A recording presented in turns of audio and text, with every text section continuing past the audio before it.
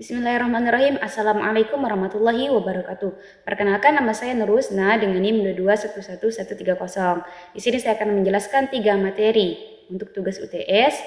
Nah, yang pertama saya akan menjelaskan materi tingkat MI yang berjudul hadis tentang amal soleh. Dalam hadis yang diriwayatkan oleh Abu Hurairah radhiyallahu an, Rasulullah shallallahu alaihi wasallam bersabda, "Idza mata ibnu Adam inqata amaluhu illa min salasin shadaqatin jariyah aw ilmi yantafa'u bihi aw waladin yad'u lah." Yang artinya, apabila anak Adam atau seorang itu meninggal, maka terputuslah amalnya kecuali 3 perkara. Yang pertama, shadaqatin jariyah, sedekah jariyah, au ilmu yantafa'u bihi, ilmu yang bermanfaat, dan aw waladin yad'u lah, yakni anak yang soleh yang senantiasa mendoakan kedua orang tuanya. Hadis ini sangat penting dalam kehidupan manusia karena memberitahu kita bahwa manusia meninggal pahalanya ada pahala yang tidak terputus, yakni sedekatin jariyah, sedekah. Nah, penjelasannya, Allah Subhanahu wa taala memberikan kita kesempatan hidup di dunia ini bukan tanpa tujuan. Tujuan hidup kita adalah beribadah dan berbuat kebaikan sebanyak-banyaknya. Dunia ini adalah tempat untuk menanam dan akhirat adalah tempat untuk memanen hasil dari amal-amal kita. Namun, umur manusia terbatas, tidak tahu kapan akan dipanggil oleh Allah Subhanahu wa taala. Maka dari itu, kita harus menggunakan waktu hidup ini sebaik mungkin untuk melakukan amal soleh, amal kebaikan yang bermanfaat dunia dan akhirat. Nah, hadis ini mengingatkan kita bahwa ketika seorang sudah meninggal dunia, maka semua amalnya itu terputus. Jadi tidak ada amal yang mengalir kecuali, katanya tadi ada 3 amalan. Artinya dia tidak lagi bisa sholat, puasa, membantu orang lain, atau melakukan kebaikan lainnya. Tapi ada 3 hal amal yang tidak terputus, yaitu apa saja nih? Yang pertama, sedekah jariyah. Sedekah jariyah adalah sedekah atau pemberian yang bermanfaat terus mengalir. Walaupun orang memberinya itu sudah meninggal. Kata jariyah ini artinya mengalir, maksudnya pahala terus menerus mengalir. Contoh sedekah jariyah itu, misalkan membangun masjid, pastikan masjidnya digunakan oleh orang-orang, menyumbang Al-Quran, menyediakan air bersih di kampung misalkan contohnya, memberikan tanah atau bangunan untuk sekolah, panti asuhan, menyumbang kursi roda atau alat bantu lainnya yang terus digunakan. Jika sedekah itu terus digunakan dan oleh orang lain untuk kebaikan, maka setiap orang yang mendapatkan manfaat itu akan menjadi pahala bagi si pemberi, meskipun dia sudah meninggal dunia. Yang kedua, ilmu yang bermanfaat. Ilmu yang bermanfaat adalah ilmu yang diajarkan, disebarkan, dan dipraktikkan oleh orang lain. Misalnya, jika kita mengajarkan tata cara sholat kepada anak-anak, lalu mereka mengajarkan lagi kepada orang lain, maka selama itu, ilmu itu terus diamalkan, kita akan mendapatkan pahala. Ilmu itu dikatakan bermanfaat jika diamalkan dalam kehidupan sehari-hari dan diajarkan kepada orang lain, tidak bertentangan dengan syariat Islam, tidak bertentangan dengan ajaran Islam. Memberikan manfaat untuk diri sendiri dan orang lain. Contohnya misal, guru yang mengajarkan Al-Quran, orang tua yang mengajarkan anaknya untuk sholat, menulis buku agama dan dibaca oleh orang banyak. Selama ilmunya itu masih digunakan, maka pahalanya akan terus mengalir. Meskipun yang mengajarkannya itu sudah meninggal dunia, sudah wafat. Dan yang terakhir, anak soleh yang mendoakan kedua orang tuanya. Nah, anak yang soleh atau solehah adalah anak yang taat kepada Allah, berbuat baik kepada orang tua, dan memiliki akhlak mulia. Jika orang tuanya sudah meninggal dunia, maka dia akan berdoa. Dan anak inilah yang akan menjadi penolong dan penyambung pahala bagi orang tuanya. Misalkan dalam bunyi doanya, Allahumma firli wali walidayya warhamhuma kama rabbayani shaghira, yang artinya, ya Allah, ampunilah dosaku dan dosa kedua orang tuaku, sayangilah mereka sebagaimana mereka menyayangiku ketika aku kecil. Rasulullah Shallallahu alaihi wasallam mengajarkan bahwa doa anak yang baik sangat berharga bagi orang tuanya. Oleh karena itu, mendidik anak agar menjadi soleh adalah investasi akhirat yang besar. Nah, hikmah dari hadis ini adalah banyak memberi pelajaran untuk kita semua bahwa kita tidak hidup selamanya di dunia, tapi harus banyak berbuat kebaikan sejak sekarang. Ada amal-amal tertentu yang tetap memberi pahala walaupun kita sudah meninggal dunia, yaitu sedekah jariyah, ilmu yang bermanfaat, anak yang soleh yang mendoakan. Kita harus berlomba-lomba untuk melakukan 3 amal ini sebagai bekal terbaik menuju akhirat kelak. Sebagai pelajar, kita bisa memulai dari belajar sungguh-sungguh membantu orang tua, bersedekah, dan membagikan ilmu kepada teman-teman kita. Mungkin itu saja. Selanjutnya saya akan menjelaskan materi yang kedua, yaitu tingkat MTS. Baik, di sini saya akan melanjutkan materi tingkat MTS yang berjudul menuntut ilmu. Mencari ilmu merupakan bagian dari ibadah, apalagi ilmu agama yang merupakan tata cara ibadah kita kepada Allah Subhanahu wa taala. Setiap muslim diperintahkan untuk mempelajarinya, baik di lembaga formal maupun di lembaga non-formal. Dalam hadis, Rasulullah Shallallahu Alaihi Wasallam bersabda, "Talabul ilmi faridatun ala kulli muslim wal muslimah." Yang artinya, menuntut ilmu merupakan kewajiban bagi setiap muslim, laki-laki dan perempuan. Menuntut ilmu hukumnya apa? Menuntut ilmu itu hukumnya wajib bagi setiap orang, baik ilmu pengetahuan alam, ilmu pengetahuan sosial, ilmu agama, dan ilmu sebagainya. Kewajiban ini ditujukan kepada laki-laki maupun perempuan, anak-anak maupun dewasa untuk mencari ilmu sebanyak-banyaknya sesuai dengan kemampuan dan keinginan. Nah, dalam menuntut ilmu dibutuhkan kesungguhan. Kesungguhan apa? Kesungguhan untuk mendalami suatu ilmu yang diperoleh. Oleh sebab itu, kita sebagai pelajar atau sebagai mahasiswa harus menuntut ilmu dengan sungguh-sungguh agar ilmu yang diperoleh bermanfaat di dunia dan di akhirat. Nah, dalam ajaran Islam, menuntut ilmu berasal dari kata talabul ilmi. Dalam salah satu hadis, talabul ilmi atau menuntut ilmu termasuk amalan yang besar nilai pahalanya, termasuk dalam golongan fisabilillah atau berjuang di jalan Allah Subhanahu wa taala. Hadisnya berbunyi, wa an Anas radhiyallahu anhu qala Rasulullah sallallahu alaihi wasallam man kharaja fi talabil ilmi fa huwa fi sabilillah hatta yarji.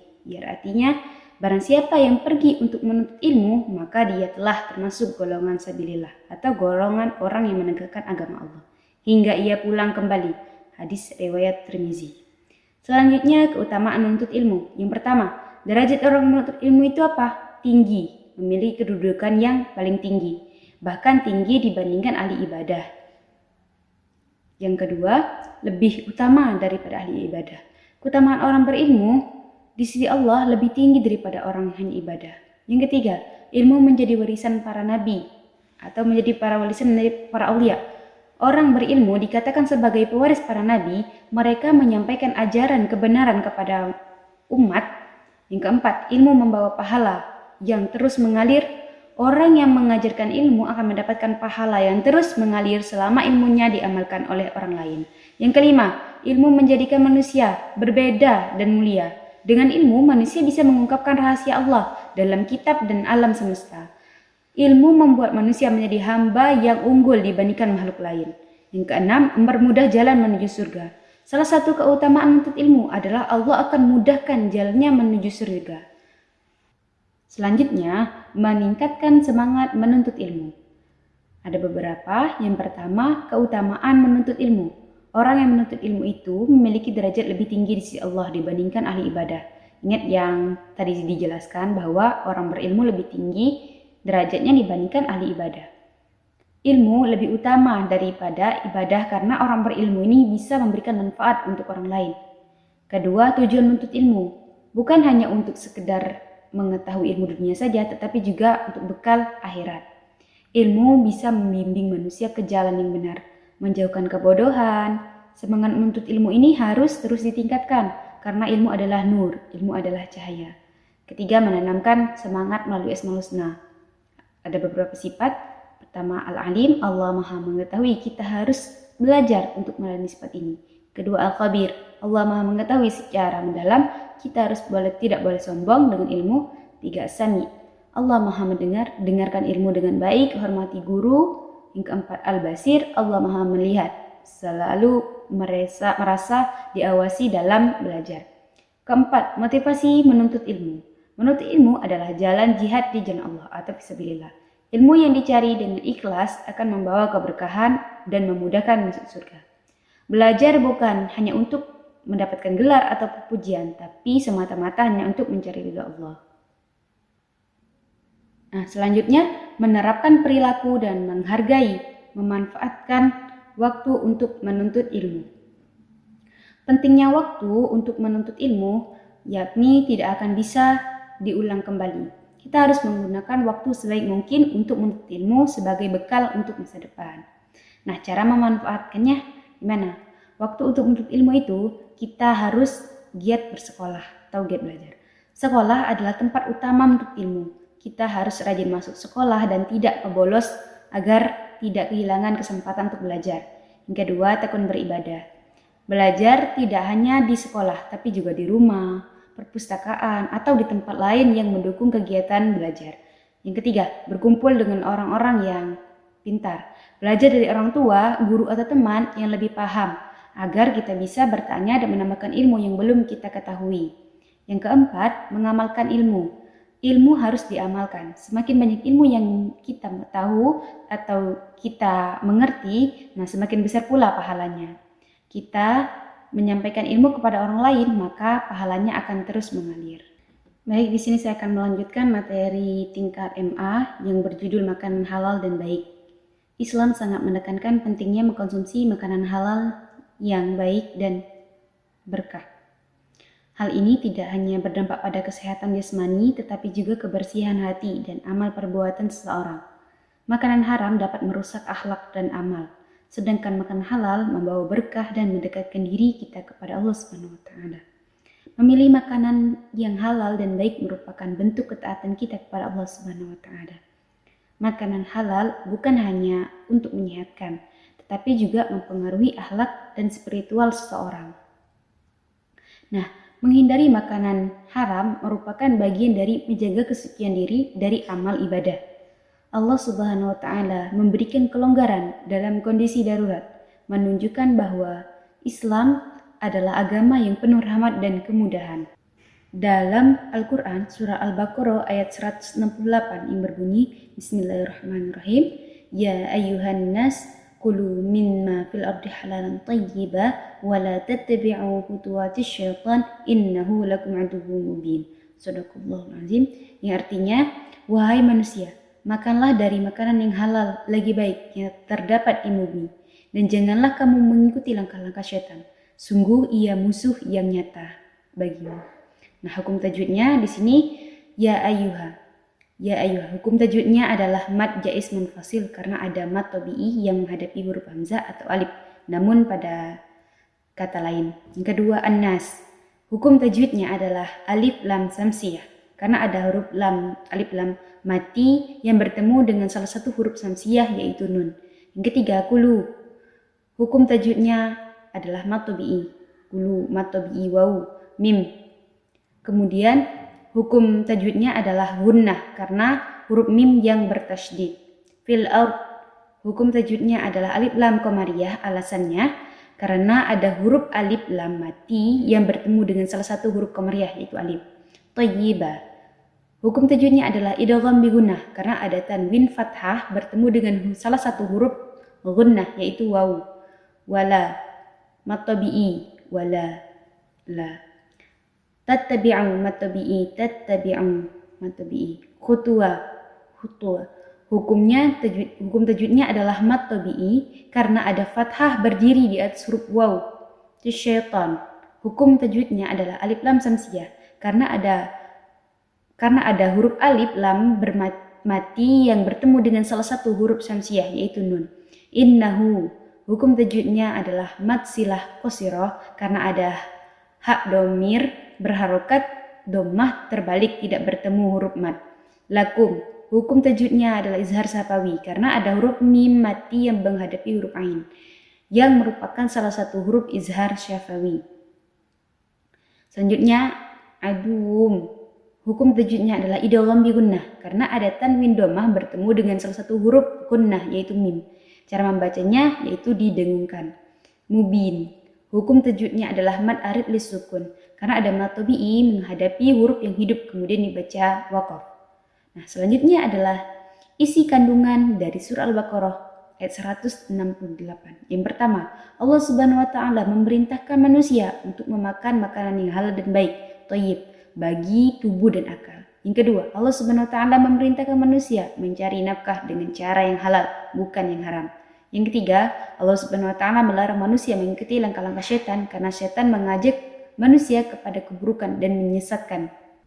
Selanjutnya, adab memakan makanan yang baik dan halal.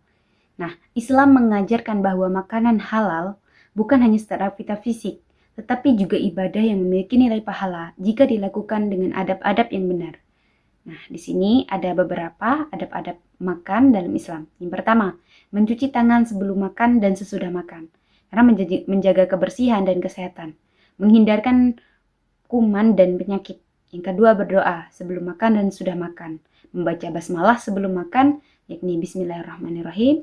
Jika lupa membaca basmalah, maka bisa dilakukan membaca basmalah, yakni bacaannya Bismillah fi awal wal akhir.